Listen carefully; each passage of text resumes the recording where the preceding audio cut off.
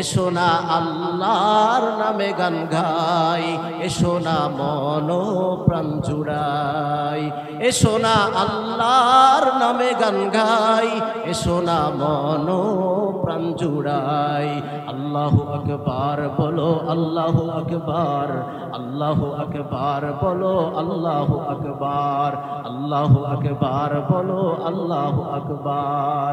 ও মধুর নামটি নিলে হৃদয় হাসে, ও মধুর নামটি নিলে হৃদয় হাসে, ও মধুর নামে সুখ নেমে আসে। কি বলেন ঠিক কিনা? ও নামের তুলনা পাবে না, পাবে না, ও নামের তুলনা পাবে না, পাবে না, ও নামের তুলনা নাই নাই রে, ও নামের তুলনা নাই নাই নাই রে। এসো না আল্লাহর নামে গান গাই, এসো না মন প্রাণ জুড়াই। 4 নম্বর হলো আল্লাযীনা ইউকিমুনাস সালাতা ওয়া মিম্মা রাযাকনাহুম ইউনফিকুন। 4 নম্বর হলো বান্দা মুমিন, খাঁটি মুমিন হলো ওরা যারা নামাজ কায়েম করে। নামাজ কায়েমের বন্ধু 2টা ব্যাখ্যা, 8 থেকে 10টা ব্যাখ্যা কিতাবের মাঝে লিখে, এর মধ্যে সংক্ষিপ্ত সময়ের কারণে 2টা ব্যাখ্যা শোনায়া দেই। 1 নম্বর ব্যাখ্যা হলো নামাজ কায়েম করা মানে হলো নামাজের ফরজ, ওয়াজিব, সুন্নত, মুস্তাহাব সব ঠিক রেখে নামাজটা আদায় করা। নামাজের মধ্যে ওয়াজিব আছে না নাই? আর একটু আস্তে কইেন, আবার শুনবো বাড়ির পাশে লোকেরা। নামাজের মধ্যে ওয়াজিব আছে না নাই? নামাজের মধ্যে সুন্নত আছে না নাই? নামাজের মধ্যে মুস্তাহাব আছে না নাই? যেই বান্দা বান্দিরা নামাজ কায়েম করবে মানে ফরজ, ওয়াজিব, মুস্তাহাবের যথাযথ ঠিক রেখে যেই বান্দাগুলা নামাজ কায়েম করবে, আল্লাহ বলে ওরা আমার কাতারে, আমার মুমিন বান্দাদের কাতারে। নরমাল কোনো মুমিন নয়, ওরা হলো খাঁটি মুমিন। জোরে বলেন না সুবহানাল্লাহ। কিন্তু আফসোসের সাথে বলতে হয়, অনেক মুসলমান এমন আছেন, রাগ করবেন না, নামাজ 4 রাকাত নামাজ পড়তে বন্ধু আমি 4টা মিনিটও দিতে রাজি নাই। 2টা মিনিট দিয়া কোন রকম ঠুকর মাইরা আসসালামু আলাইকুম বলে বিদায় হয়ে যায়। এ জাতীয় মুসল্লি আমাদের সমাজে আছে না নাই? জুমার দিন ইমাম সাহেবের ভালো ভালো বয়ান শুনলেন, সালাম ফিরাইবার পরে মনে হয় যেন কিসে তারে কামড় দিছে, সবগুলা একসাথে দেই বের হয়ে যায়। কিরে বন্ধু, কিসে তোরে কামড়াইলো? না রে বন্ধু, তোরে তো শয়তানে কামড়াইছে। কি বলেন ঠিক না? আরে ওই বুড়া বাবাজি আগেও নফল পড়ছে, সুন্নত পড়ছে, আল্লাহু আকবার, বয়ান শুনছে। এর জোয়ান বন্ধু তোমার থেকে 20 মিনিট আধা ঘন্টা আগে আবার মসজিদে আসছে, তারপরও কিসের ভালোবাসায় আমার বুড়া বাবাজি মসজিদে পড়ে আছে, সুন্নত পড়িয়া তারপরে বিদায় নাই। তুমি জোয়ান বন্ধু কেন পারো না? তোমারে কিছুই কামড়ায় নাই, তোমারে মনে রাখবে শয়তানে কামড়াইছে, আর ওই শয়তানে কামড়ায়া তোমারে জান্নাতে নিবে না, মনে রাখবে তোমারে জাহান্নামের যাত্রী বানাইবে। এজন্য 4 নম্বর হলো নামাজ যারা আমরা পড়ি, মনে রাখবো ফরজ, ওয়াজিব, সুন্নত ঠিক রেখে যথাযথ সময়ে নামাজটা আদায় করা, এটার নাম হলো নামাজ কায়েম। 2 নম্বর কায়েমের আরেক ব্যাখ্যা হলো আমরা অনেক মুসলমান আছি, মাশাআল্লাহ বাবাজি নামাজ পড়তে পড়তে কপালে দাগ পড়ায় লাইছে, কিন্তু পোলাটা পশ্চিম দিকে ফিরে আসারও খায় না। এমন বাবা সমাজে 2-1টা আছে না নাই? মাশাআল্লাহ তবলিগে যাওয়া ঠিক আছে, নামাজও ঠিক আছে, দান সদকাও ঠিক আছে, কিন্তু ঘরের মধ্যে পুতের বউ আছে 6-7টা। আল্লাহ মাফ করুক, একটারও কোনোদিন নামাজের কথা কয় না, একটারও কোনোদিন এভাবে দিনের উপরে চলার কথা বলে না, শুধু নিজে নামাজ পড়ে, নিজে কপালে দাগ পুরায়। বাবাজি মনে রাখবো না, না আমার মালিক বলে হা, নামাজ কায়েম তুমিও করবা, তোমার ঘরের এই উপযুক্ত পোলাটারে কম্বলের মধ্যে ঘুম পাড়ায় রাখিও না, বউটারে ঘুম পাড়ায় রাখিও না।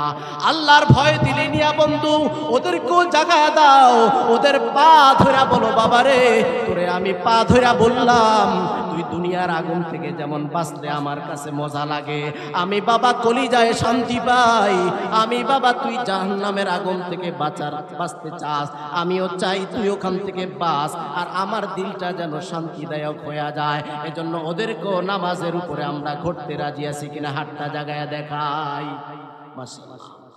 5 নম্বর হলো আমি মা রাযাকনাহুম ইউনফিকুন, আল্লাহর দেওয়া রিজিক থেকে যারা আল্লাহর রাস্তায় খরচ করে ওরা হলো মুমিনের খাঁটি মুমিনের 5 নম্বর গুণওয়ালা।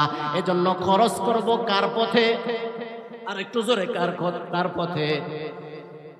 জুয়ার পথে, জুয়ার পথে, তাসের পথে, গান বাজনার পথে, বিভিন্ন নাজায়েজ অনুষ্ঠানে না না না।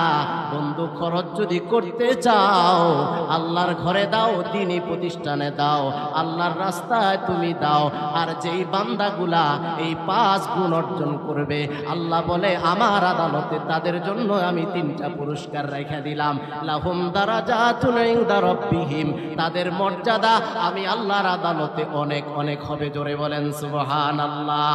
আর তাদের জন্য আরেকটা ঘোষণা রে বন্ধু, লাহুম মাগফিরা, তাদের জন্য থাকবে আমার পক্ষ থেকে ক্ষমার ঘোষণা। আমি আল্লাহ সুবহান। আর বান্দাগুলা গুনার কারণে তাদের এভাবে নাপাক হয়ে যায় শরীর, তাদের জীবনে গুনাহ কইরা কইরা তারা নাপাকি। আল্লাহ বলে তোর নাপাকের দাগ আমি দূর করিয়া, গুনার দাগ দূর করিয়া তোরে আমি ক্ষমাপ্রাপ্ত বান্দাদের কাতারে নাম লেখায়া তোরে আমি আল্লাহ জান্নাতের মেহমান বানাবো। আর 3 নম্বর পুরস্কার হলো ওয়ারিসকুন কারীম, তোমার জন্য থাকবে সম্মানজনক রিজিক, যেই রিজিকের মধ্যে বান্দা তোমার কোনো অপমানিতা আসবে না।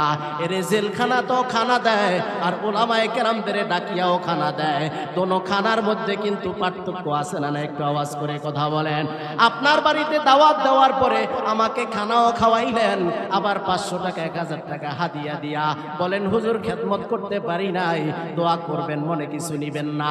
আর জেলখানাতে বাইরে বড় বড় এরকম রুটি দেয়, সাবাইতে দাঁত 32টা জায়গা আরো 32টা লাগে, তারপরও এটা সহজে সিবাইয়া খাওয়া যায় না। কথা ঠিক না ঠিক?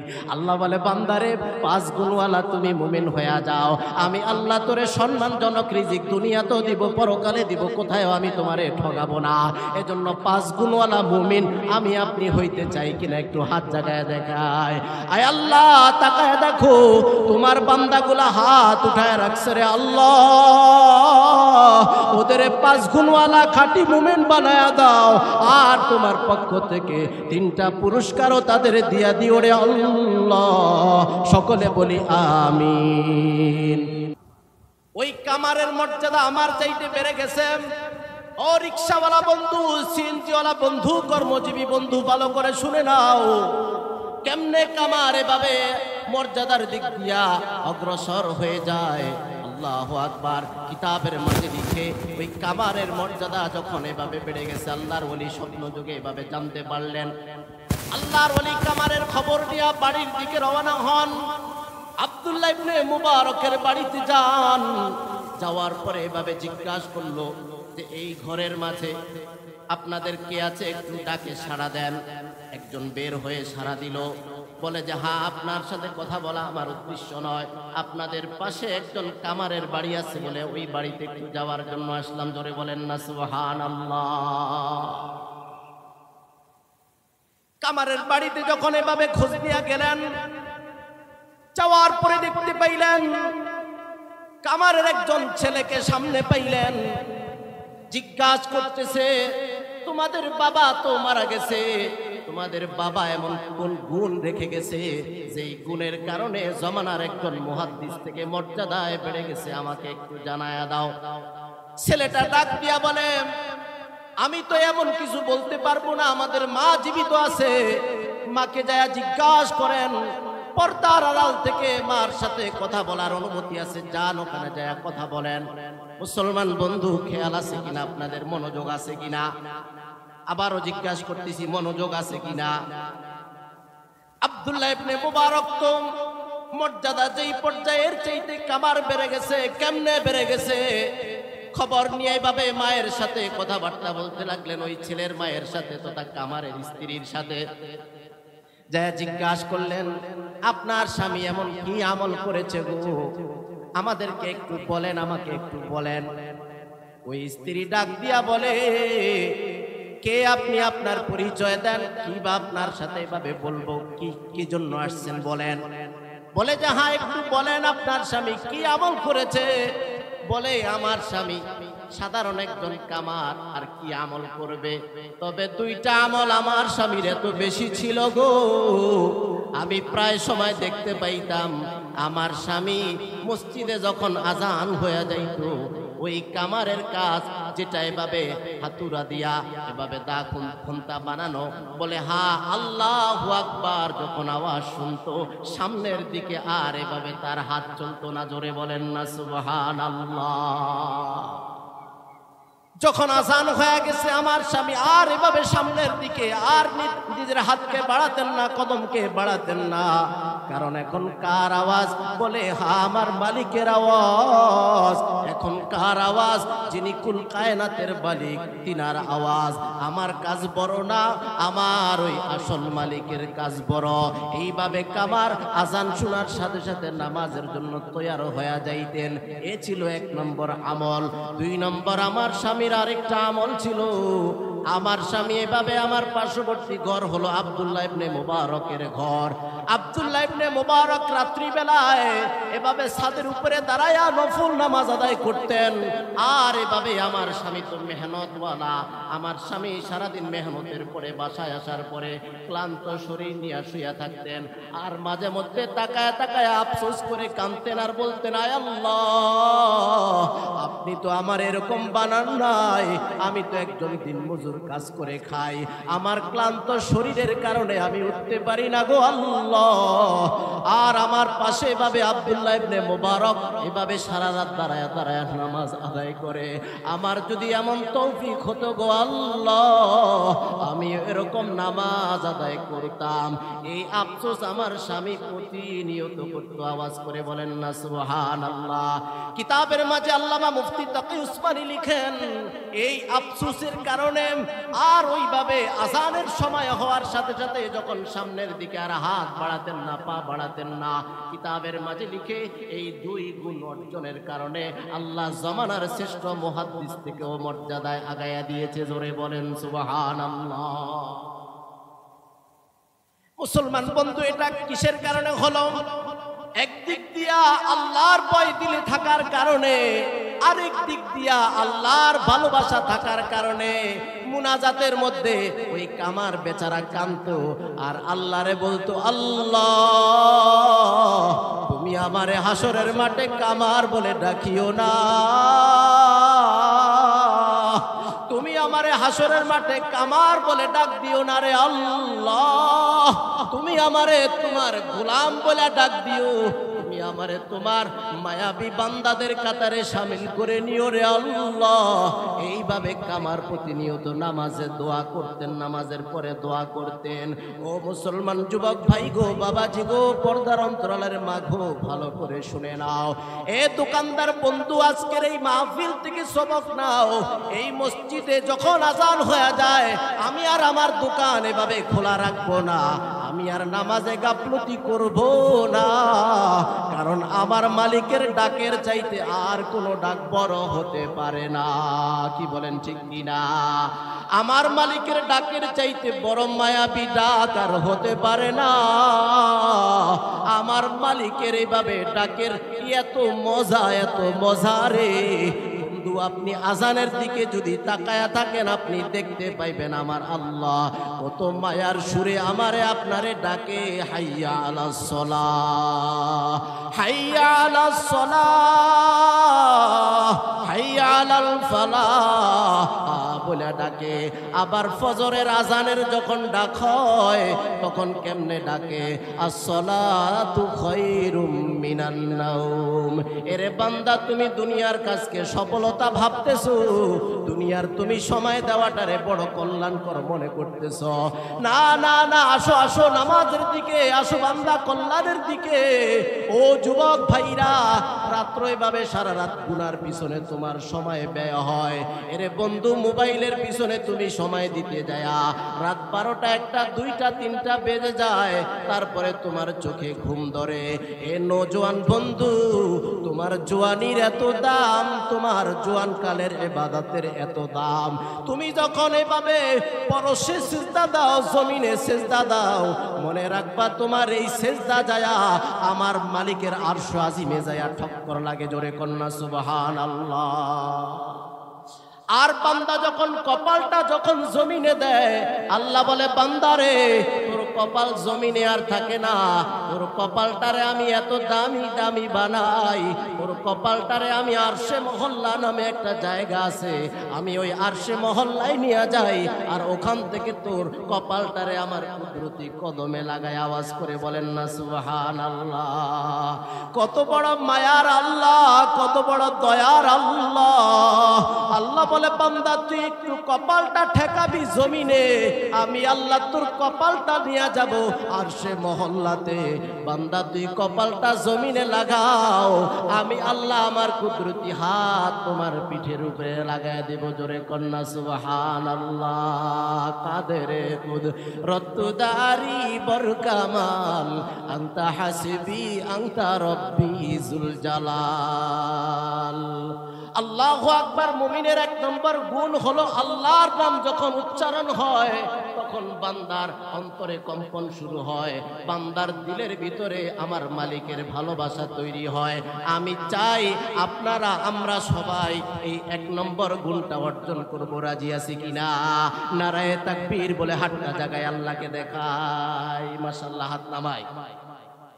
সংক্ষিপ্ত কথা, 2 নম্বর আরেকটা গুণ, وَإِذَا تُلِيَتْ عَلَيْهِمْ آيَاتُهُ زَادَتْهُمْ ঈমানা। আল্লাহ বলে 2 নম্বর মুমিনের গুণ হলো, মুমিন বান্দা যখন আল্লাহু আকবার তার সামনে যখন কোরআনের তেলাওয়াত যখন করা হয়, আল্লাহ বলে তার ঈমানটা তখন বেড়ে যায়, ঈমানের পাওয়ার বেড়ে যায়। জোরে বলেন না সুবহানাল্লাহ। আজ মুসলমানের সমাজে এমনও মুসলমান পাওয়া যায় পুরা ঘরের ভিতরে কোনো কোরআন পড়নেওয়ালা নাই। এমন ঘর মুসলমানের সমাজে আছে না? একটু আওয়াজ করে কথা বলেন। ছেলেটা দুনিয়ার এভাবে অনেক বড় পাণ্ডিত্যতা অর্জন করেছে, ঘরের সবাই দুনিয়ার লাইনে ভালো বুঝতেছে, কিন্তু আল্লাহর কালামের সাথে সম্পর্ক লাগায় নাই। এরে বন্ধু, যেই ঘরে আল্লাহর কালাম আছে মনে রাখবো ওই ঘরে আল্লাহর রহমত বরকত আছে। কি বলেন, ঠিক কিনা? আমাদের সন্তানরা যখন আল্লাহর কালাম হাতে নিয়ে যখন পড়া শুরু করে, কিতাবের মাঝে লিখেন যেই এলাকার বাচ্চারা এভাবে সকালবেলা এভাবে মক্তবে পড়াপড়ি করে হেফজর সবকের মাধ্যমে যখন আল্লাহু আকবার আল্লাহর কালাম যখন পড়া শুরু করে দেয়, আল্লাহ রাব্বুল আলামিন ওই এলাকাকে ভূমিকম্প থেকে হেফাজত করে, বড় বড় রোগ ব্যাধি থেকে আল্লাহ তাআলা হেফাজত করে। জোরে বলেন না সুবহানাল্লাহ। এজন্য মুসলমান বন্ধু, কোরআনের তেলাওয়াত আমরা যারা করতে পারি আমরা তেলাওয়াত করব। আর বন্ধুরে, কোরআনের তেলাওয়াত যদি নাও পারি, মসজিদে যাওয়ার পরে আল্লাহর কালামটা যখন দেখব, আল্লাহর কালামটা হাতে নিয়া আফসোস করতে থাকবো আর কাঁদতে থাকবো, আল্লাহ তোমার কতগুলা বান্দা আছে যারা কোরআন পড়তে পারে আর আমি ওদের কাতারের কেউ নই। আমাকে যদি তুমি তৌফিক দিতা আমিও কোরআনওয়ালা হইতাম, আমিও কোরআন পড়তাম। এ বান্দা তাকায় তাকায় একটু চোখের পানি পালাও। কিতাবের মাঝে লিখে বান্দা যখন আফসোসের সাথে মোহাব্বতের সাথে আল্লাহর কালামের দিকে যখন নজর দেয়, আল্লাহ রাব্বুল আলামিন নজরের কারণে তার আমলনামার মধ্যে সওয়াব লিখে দেয়। আওয়াজ করে বলেন সুবহানাল্লাহ। আর যারা পুরা কোরআন পড়তে নাও পারি, আমি যতটুকু পারি অতটুকুর উপরে হাত ঘুরাই, অতটুকু যদি আমার এভাবে বেজে বেজেও যদি আমি পড়ি, মনে রাখবো আমাকে বাজা বাজা পড়ার কারণে, থেমে থেমে পড়ার কারণে, ধাক্কা ধাক্কা দিয়া পড়ার কারণে আমার কষ্ট হয়। বলে হ্যাঁ, এখানে বান্দাকে ঠকানো হবে না, এখানেও বান্দাকে দ্বিগুণ সওয়াব দেওয়া হবে। জোরে কোন সুবহানাল্লাহ। এজন্য 2 নম্বর গুণ হলো ইদা তুলিয়াত আলাইহিম আয়াতুহু যাদাতুহুম ঈমানা। আল্লাহর কোরআনের যখন তেলাওয়াত করা হয় তাদের তখন ঈমান বেড়ে যায়। এজন্য মুসলমান বন্ধু, মাদ্রাসা যেহেতু আমাদের পাশেই আছে, আমরা যারা কোরআন পড়তে পারি না, আমি কমাস কম কোরআনওয়ালা সন্তানের বাবা হওয়ার জন্য একটু চেষ্টা করি। রাজি আছি কিনা? আমার মায়েরা যারা কথা শুনতেছেন, আপনি নিয়ত করেন আপনার সন্তানটারে কোরআনওয়ালা বানাবেন, হাফেজে কোরআন বানাবেন। 5টা সন্তান আল্লাহ দিয়েছে, একটাকে কোরআনওয়ালা বানান, একটাকে কোরআনের আলো দিয়ে আপনি জীবনটা একটু ঘোরায়া দেন। আপনার সন্তান যেন মৃত্যুর পরে আপনার জানাজা পড়াতে পারে, আপনার সন্তান যেন আল্লাহু আকবার কবরের পাশে দাঁড়ায়া দাঁড়ায়া যেন আপনার জন্য কেঁদে কেঁদে যেন কোরআন পড়ে দোয়া করতে পারে। রাজি আছে কিনা? 3 নম্বর আরেকটা গুণ, সংক্ষিপ্ত কথা, ওয়ালা রব্বিহিম ইয়াতাওয়াক্কালুন। আল্লাহ বলে, বান্দা তুমি মুমিন, খাঁটি মুমিন কেমনে হইবা? 3 নম্বর গুণ হলো তুমি যখন সব কাজে তোমার ভরসা করবে কার উপরে? একটু আওয়াজ করে কথা বলেন। আমার জমিনের উপরে ভরসা করতে পারবো না, আমার ছেলে ইনকাম করে এটার উপর আমার ভরসা যেন না হয়। আমার জমিনে আমাকে খাওয়াতে পারে না, আমার ছেলে আমাকে খাওয়াতে পারে না, আমার আপনজনরা কেউ আমাকে খাওয়াতে পারে না। আমাকে খাওয়াতে পারে, পড়াতে পারে, পালতে পারে, তিনি হলেন কে? আওয়াজ করে কথা বলেন আল্লাহ। এজন্য মুসলমান বাবাজিরা, এ নওজোয়ান বন্ধুরা, সব কাজের উপরে আমি রিক্সা নিয়ে আমি বের হয়ে গেলাম, আমি ভরসা করব আমার মালিকের উপরে, নামাজ পড়ে বের হয়ে যাইব আর আল্লাহর কাছে বলবো, আল্লাহ আমার রিক্সার কোনো ক্ষমতা নাই, তুমি দেনেওয়ালা আল্লাহ, তুমি যদি দাও তাহলে আমি পেতে পারি, নতুবা আমার দ্বারা সম্ভব না। এইভাবে জমিনে যখন বের হলাম, জমিনে যখন আমি বের হলাম, তখনও আমার ভরসা থাকবে আল্লাহর উপরে। আল্লাহ ফসল পালাইলাম, আমার কোনো সারেরও ক্ষমতা নাই, হাতেরও কোনো ক্ষমতা নাই। অনেক সময় আমরা হাতের মধ্যে যশকশ বলি না বন্ধু, না না, এমন বহু যশকশওয়ালা আস্তের পরে বিদায় হয়ে যায়। ওদের ওই সময় দেখা গেছে ইয়াকিনের কারণে ফসল আরো নষ্ট হয়ে যায়। ইয়াকিন থাকবে কার উপরে? ভরসা থাকবে কার উপরে? একটু আওয়াজ করে কথা বলেন। ওয়া আলা রব্বিহিম ইয়াতাওয়াক্কালুন। ভরসা থাকবে মুমিনের আল্লাহর উপরে। আর আমি আল্লাহকে ডাকবো, আমার রিজিকের অভাব, আল্লাহকে ডাকবো। কামায়ে বরকত নাই, কারে ডাকবো? একটু আওয়াজ করে বলেন, আরো জোরে বলেন, কাকে ডাকবো? আল্লাহকে ডাকবো। এসো না আল্লাহর নামে গান গাই, এসো না মন প্রাণ জুড়াই, এসো না আল্লাহর নামে গান গাই, এসো না মন প্রাণ জুড়াই। আল্লাহু আকবার বলো, আল্লাহু আকবার, আল্লাহু আকবার বলো, আল্লাহু আকবার, আল্লাহু আকবার বলো, আল্লাহু আকবার। ও মধুর নামটি নিলে হৃদয় হাসে, ও মধুর নামটি নিলে হৃদয় হাসে, ও মধুর নামে সুখ নেমে আসে। কি বলেন, ঠিক কিনা? ও নামের তুলনা পাবে না, পাবে না, ও নামের তুলনা পাবে না, পাবে না, ও নামের তুলনা নাই নাই রে, ও নামের তুলনা নাই নাই নাই রে। এসো না আল্লাহর নামে গান গাই, এসো না মন প্রাণ জুড়াই। কি বলেন, রাজি আছি তো আমরা ইনশাআল্লাহ? কার নাম স্মরণ করব? আল্লাহর নাম স্মরণ করব। আর 2টা গুণের কথা বলে কথা শেষ করব, যত সময় কথা শেষ হয়ে যাবে মাঝপথে কেউ ডিস্টার্ব করবেন না।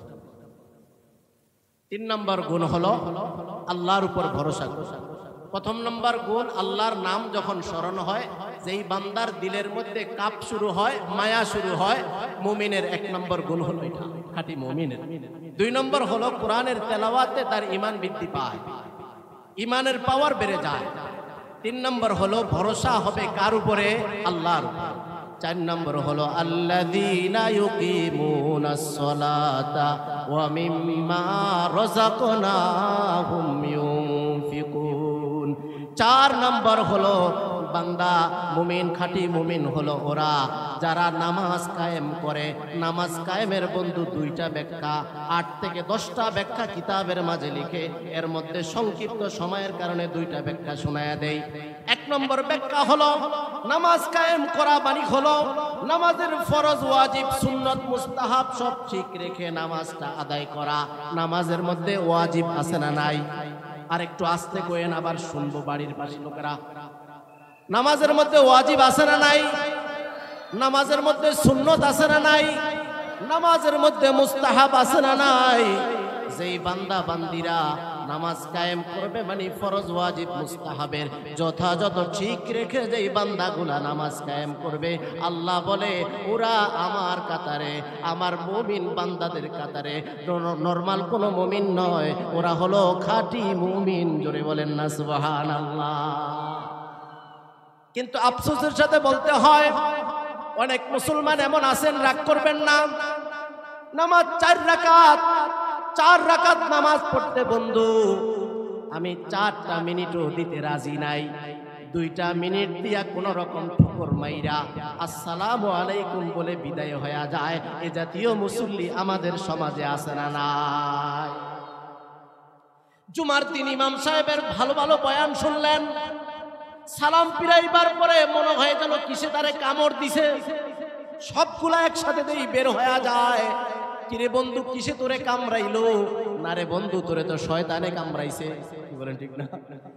আরে ওই বুড়া বাবাজি আগেও নফল পড়ছে, সুন্নত পড়ছে, আল্লাহু আকবার, বয়ান শুনছে।